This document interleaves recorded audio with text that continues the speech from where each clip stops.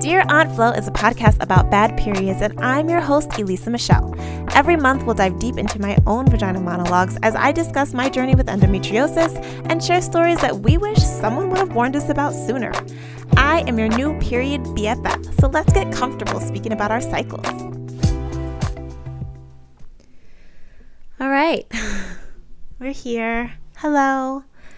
Welcome back to Dear Aunt Flo, another episode, fresh. We are in a new month. It's April. I mean, it's not April at the time that I'm recording this, but it will be by the time this comes out. Today, we are just going off straight vibes. So no script, no real topic. I had a topic ready, but I can't really figure out how to put it into a full episode. So yeah, I'll get to that. But anyway, welcome back if you're returning. Thank you for supporting. Thank you for watching if you're on YouTube. Thank you for listening if you're on Spotify or Apple Podcasts. I really, really appreciate it. I started this literally just to share my story and to get it out of my head, to get it out of my body, release whatever trauma is locked up inside of there. And it has turned into this just thing that has to happen now. I don't know how else to explain it. It just feels like something that I have to do, like something that I have to share, something that I have to put out into the world, because the more that I share my story, the more that others share theirs. And it's just like, why are we all living the same life? Why are we all struggling to get healthcare? Why are we all struggling for someone to believe the things that are happening to our bodies? Why are we struggling to be afforded the proper and healthy options of food, of clothing, of product? It's just this journey, this sharing of our women's health journeys is very eye-opening, and sometimes it's very sobering. Sometimes it's very cathartic. I don't know. It's a good release. So yeah, so I'm going to continue doing that. And although I don't have a topic today, and a lot of this is just going to be me rambling on and on, I hope you stick around. I hope you want to hear what I have to say, even though there's no set topic. I think sometimes it's important to just talk things out, get it out of your brain. I journal every night, and it is something that I started to help with my memory, and it has turned into something that I have to do to release the day so that I can sleep and that I can breathe easy and start fresh in the new day.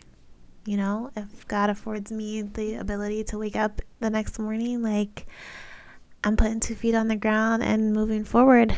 And then when the night comes, I'll journal about that. It's a lot of little things that correlate to each other in this journey that we call life. All that to say, welcome back if you are a returning viewer or listener, and welcome if you are new here, okay? This is what we do. This is a little unorthodox because, again, it's just me, the microphone, and the vibes today.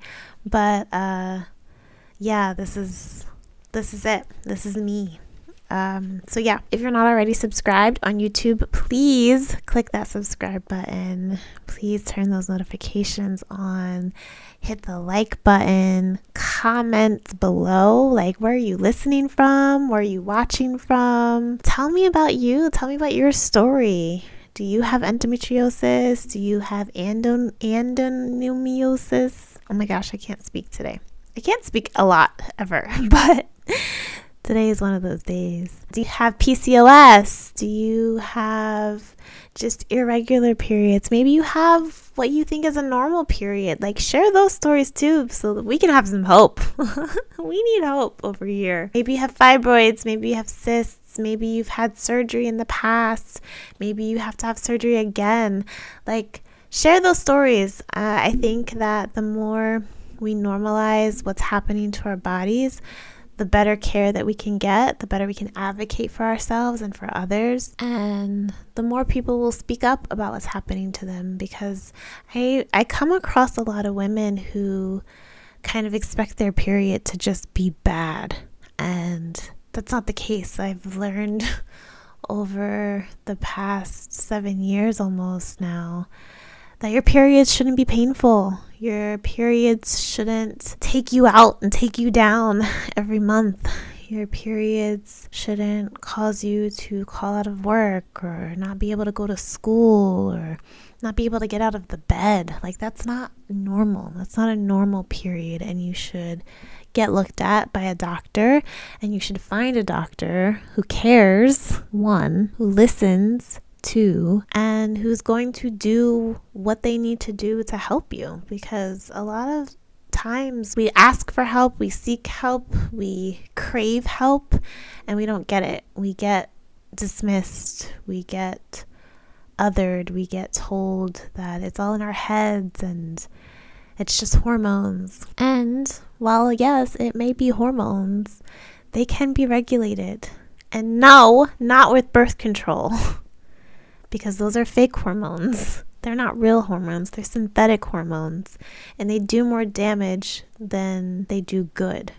It's literally just a band-aid to suppress or slow down whatever is happening in your body. That's just my personal opinion, but I am not an advocate for birth control. So if you're looking for that, you won't find it here.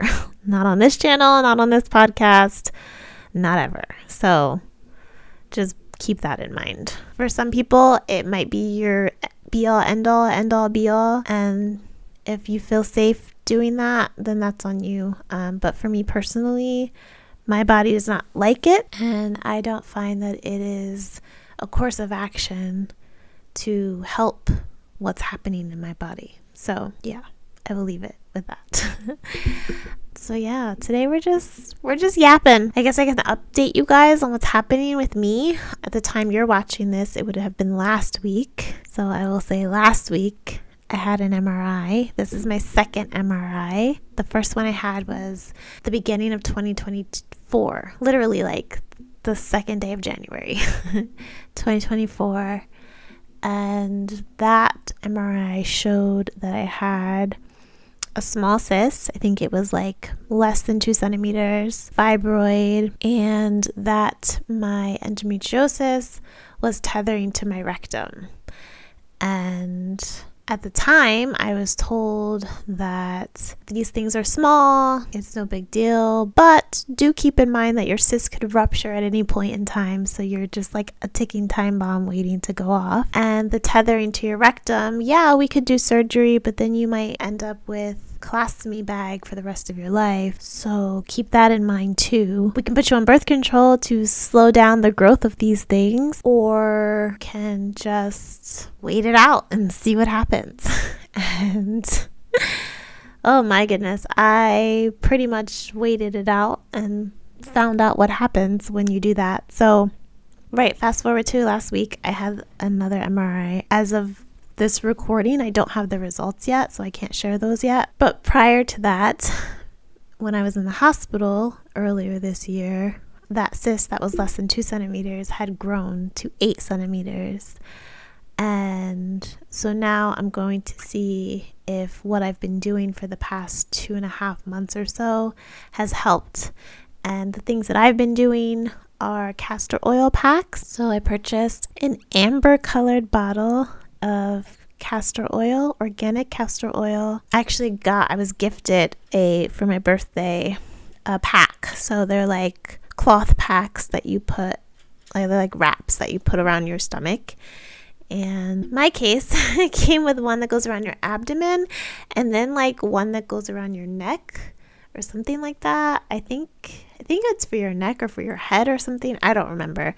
But I use that one actually for my abdomen because I don't like the wrap. I think it constricts me too much, and I feel just constricting me, like not cutting off my circulation, but it just doesn't feel right.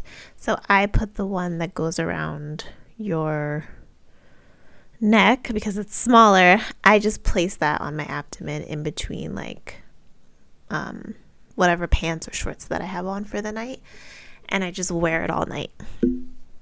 And then I've also been taking this fibroid supplement. I guess I can call it a supplement, but my mother-in-law sent it to me, and it's supposed to help shrink fibroids and cysts, help with like excessive bleeding, cramping, PMS symptoms, and some other things.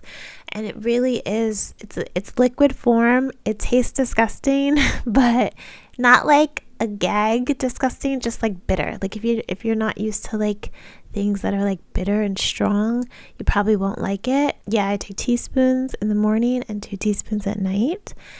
And yeah, there's a lot of different herbs in it that I should have brought with me so that I can name them. But I will put a link to it in the description box or in the show notes as well. Don't know if it's doing anything at all, but at this point I'm willing to like try everything. So I am trying that. Other things like watching what I eat. So like I am like, sugar is out, okay? Sugar feeds your fibroids, your cysts. Like sugar feeds all of that. Like when people have cancer, sugar feeds cancerous cells. The more you can avoid sugar, the better off you will be. So I've replaced things, like a while ago, I've replaced things with like syrup with agave, or any sugars that we have. I use coconut sugar if we're like baking stuff, and dates. Dates have been like my go-to snack for when I need a sweet fix. They're so good and they're so sweet, and it's natural sugar, okay? And then also, what is the other thing? Oh my goodness, I'm blanking. Oh, right. I'm not really a huge chocolate person. I've never been a huge chocolate person, but I heard like cacao and those like dark, like 80-90% chocolates are really good for you. So I try, whenever I do get like chocolate or I need a sweet fix, I get like the 80 or 90% chocolate or the cacao, and it's really good. Like I know for a lot of people it probably tastes like bitter, but like I don't know, you get used to it after a while. Like once you change your palate from the processed sugar that you're used to intaking to more natural sugars, like your body will adjust and you don't want to go back, because natural sugars are so much better and they're so much better for you. So like, why not just make the switch? I know it's hard. It's a transition, but you'll get there. I used to be heavy on like Oreos and cookies and cakes and like so many sweets. I had a sweet tooth, okay? Definitely had a sweet tooth. And now it is way more refined. It's way more bougie. Like I can tell the difference between something that has like way too much sugar, like it's just overindulged in sugar, versus something that's not and that has more natural sugar taste to it. So yeah, and I think when I did the juicing cleanse, that helped with that too, curbing my sugar, my sweet tooth. Okay, one thing I have not been doing that I need to get back to is working out. I started in February, I think, when I started feeling better.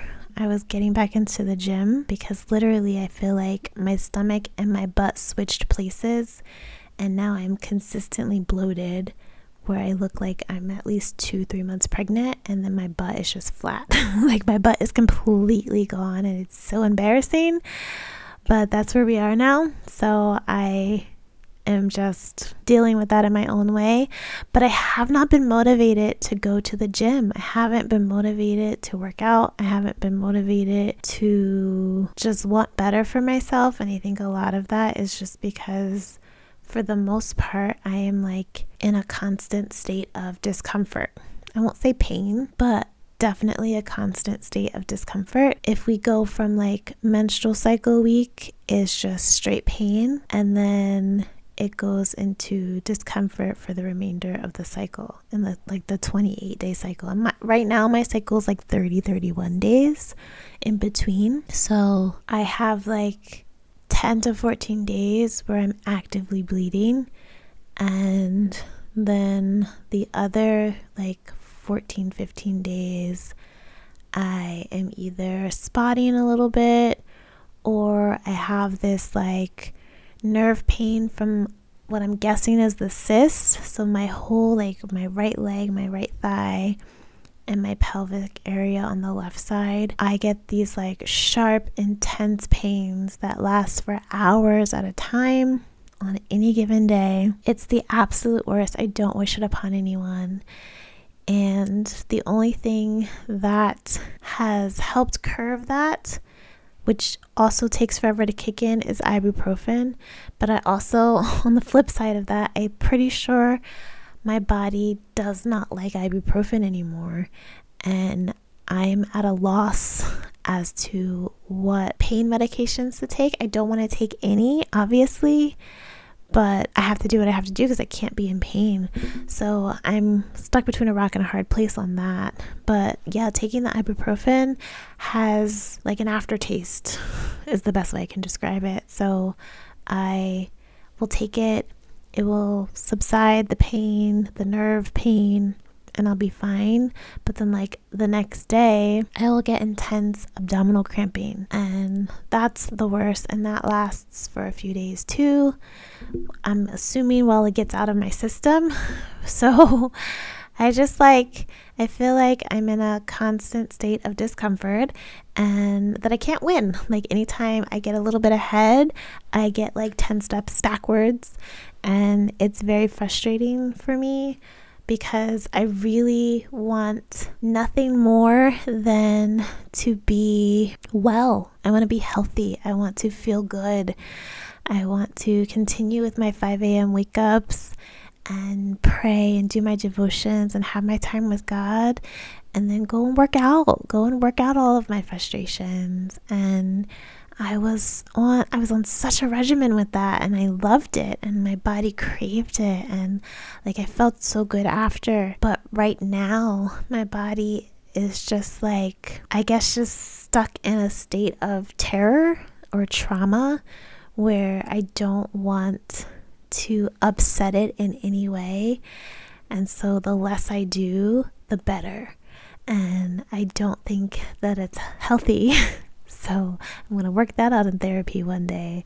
But for now, it's just, I'm just letting that part out, because I have a desire to want to work out and want to refuel my body and put my booty back and flatten my stomach back out.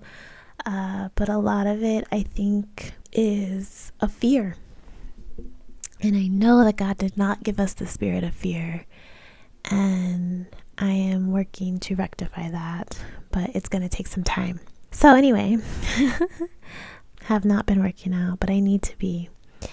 And then I also need to drink more water. I've come to the realization this year, so ever since the hospital stay, honestly, that my bladder is just not what it used to be. It's very strange how one day things are working properly and the next day they're just not. And I am trying to grapple with that fact and understand why and what's happening, but I don't know. I can only speculate that my endometriosis has infiltrated my bladder, and it's causing pretty much issues where I will drink water, I will drink tea, I will drink, and literally won't feel like I have to use the bathroom for hours, to the point where then my bladder will hurt and I'll have to go, right? And it's just where is the trigger that tells your body that you have to pee? I don't know. I feel like my endometriosis has infiltrated to the point where I don't get that sensor anymore. And that's not good. It's not healthy, because then my body is just holding on to all of this. And that's a lot of times when women with endo, but they get a lot of recurring UTIs or recurring bladder infections because their body isn't releasing the way that it should be. It's not working properly. Like something isn't working to allow your body to release what it needs to release when it's time. And I think that's what's happening with my body. I'm not getting the recurring UTIs at this point, but I do feel like my bladder is just like on vacation and I literally have to like email it or call it and be like, yo girl, like what's up? Can we do this or not? So I'm praying that the MRI shows something to let my brain know that I'm not going crazy. Because one thing I have realized is that I know my body. Okay, I know my body better than anyone right now, and I know when things aren't what they should be. And I'm working very hard to advocate for myself and let people know this is what's going on so that there can be some course of action taken to rectify the situation. Will that happen? I don't know. But here we are. So yes, I have that going on. I'm just like constantly bloated all of the time. And it is very jarring to see how much body mass and muscle that I've lost. But it's like not jarring enough to motivate me to fix it right now. And I know that's a mental thing that I have to work out, a mindset thing that I have to work out. And so y'all pray for me. And if you have experienced this in any point in your journey, can you please just like let me know like what you did for you that said, hey girl, like get yourself back in the gym, like lift a weight or do some yoga or Pilates or something, right?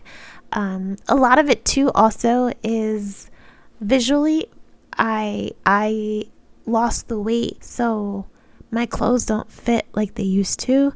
A lot of my workout clothes in particular are very, not super loose, but like they don't fit properly.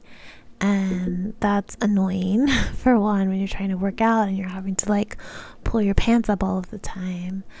And two, it's just not like aesthetically pleasing. Like, let's be real. Like, I want to be able to record my workouts and share that so that I can see the progress. And I don't want to. I have no desire to show that part of me, that vulnerability. Like, this is easy, right? I can talk about what's happening on a microphone and on the camera as well, but you don't see it for real. Like, it's not like I'm showing you pictures of the blood clots that are left in my toilet, or pictures of my body and how just like disproportionate it is right now, because literally my stomach and my butt have switched places.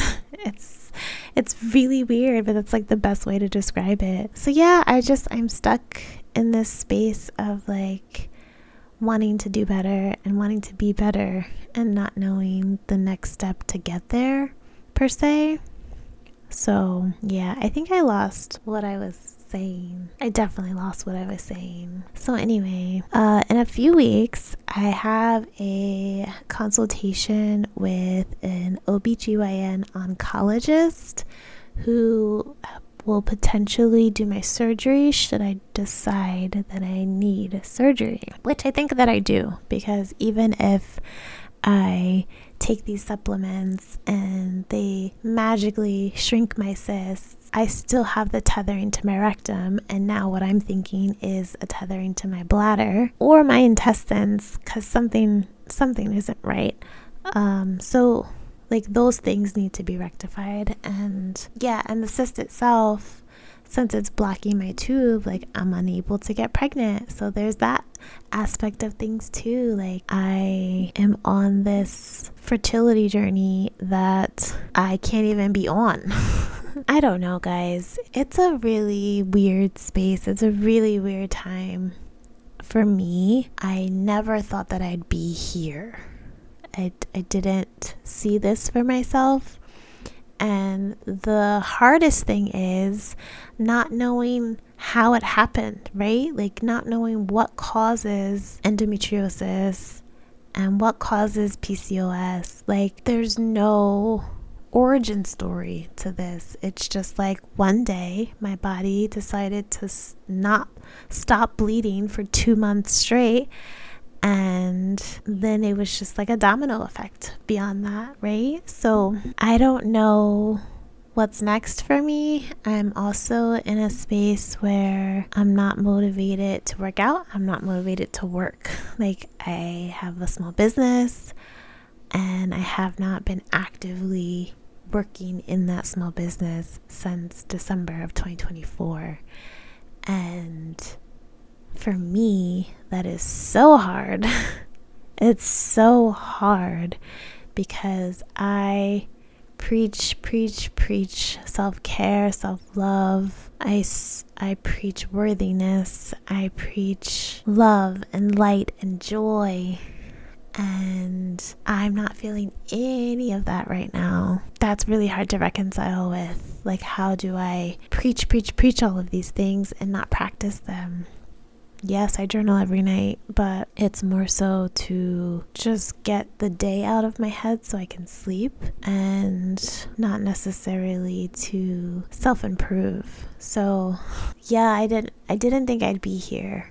I didn't think that I would be in a space of uncertainty. And then on the other side of that, there's so many sides, there's so many different aspects and levels to this, right? But on the other side of that, I'm very locked in with God right now. Okay, I'm very like devotions every morning, prayer time every morning, cry time every morning. Like we are locked in, and in that uncertainty, there's still a little bit of peace.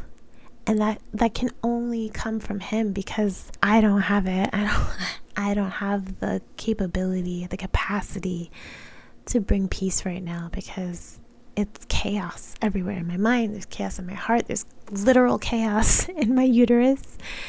So like in this time of uncertainty, in this time of self-loathing, in this time of just like sadness, anger even, he still gives me a little bit of peace. Like, and I can't describe it. I can't justify it other than like, that's God. That has to be God, because it's not coming from me. It's not coming from a friend or family member or spouse. Like, that's God. And I'm holding on to that peace as much as possible, because I'm going to need his strength to get me through whatever is coming my way, right?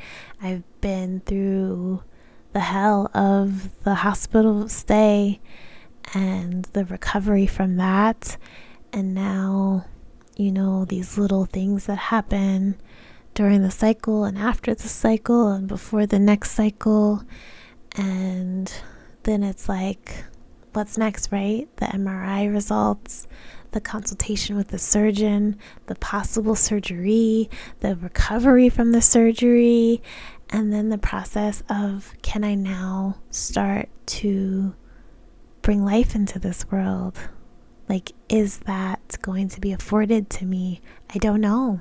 There's so much uncertainty, and I have this little glimmer of peace, this little glimmer of hope that is just there, and it's unexplainable to the human eye, the human mind, but God knows. And I am holding on to that, because that keeps me going. So yeah, a lot of rambling. I'm sure that I have gone off topic from one thought to the next, to the next, to the next. But that's where we are right now. I am just trying to understand what to do next. What's my journey forward? What's my next story, my next topic, my next podcast episode? But right now, we're just vibing, and that's all I can do. That's all I can do. So yeah, thanks for listening. Thanks for holding space for me. Thanks for sharing in this life that we have. Because we only get one, right? I desire to start up my workouts again, to implement different... Oh, I remember. Sorry. Acupuncture. I started acupuncture last week. I will go every other week, and the lady that I spoke with will put me on a treatment plan. And right now that treatment plan is every other week. And we'll see what it does. If anything, it's good for my self-care. I don't do anything for myself. And acupuncture is wildly relaxing. The atmosphere that the room is in, there's like calming music.